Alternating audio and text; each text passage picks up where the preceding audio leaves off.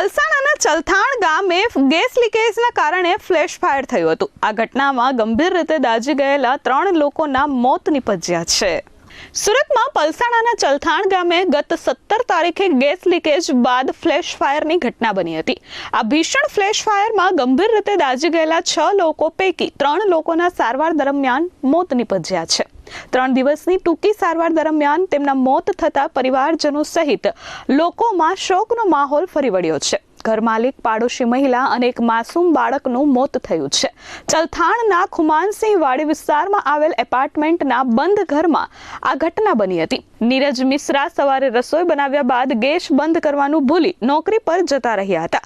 આખો દિવસ gas leakage થવાના કારણે ઘર ગેસ ચેમ્બર બની ગયું હતું। નીરજે દરવાજો ખોલી જેવી લાઇટની સ્વિચ ઓન કરી કે તરત જ ફ્લેશ ફાયર થયું। આ ઘટનામાં નીરજ શ્રીકાંત મિશ્રા, ઘર માલિક દુર્ગાવતી અજયકુમાર યાદવ અને પાડોશી મહિલાના બાળક અનુજનું મોત નિપજ્યું છે।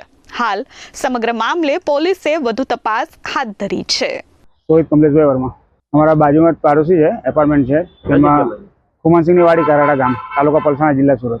घटना एवी बनी હતી કે જે વ્યક્તિનો ઘેર હતું એ ભાઈ એકચ્યુઅલી જોબ પર્સન છે। સવારે એમનું ઘરમાં જે પણ એ રાંધ્યો કે કર્યું હોય અને ગેસ ભૂલમાં ચાલુ કરીને ભૂલી ગયા ને જોબ પર જતા રહ્યા। એના પછી જોબ પરથી પાછા રિટર્ન આવ્યા। તેમના પાડોશી જે હતા તેમને સ્મેલ આવતી હતી। તેમને એમને જાણ કરી કે તમારા ઘેરથી ગેસની સ્મેલ આવતી છે। તે એ લોકોએ દરવાજો ખોલ્યો ને ની છૂટકે ભાઈએ સ્વિચ ભૂલમાં ઓન કરી દીધી। એનાથી આ ધડાકો થયો। ટોટલ 6 લોકો। એમાં એક જેન્ટ્સ, એક લેડીઝ, 4 છોકરાને એક છોકરી ને 3 છોકરા।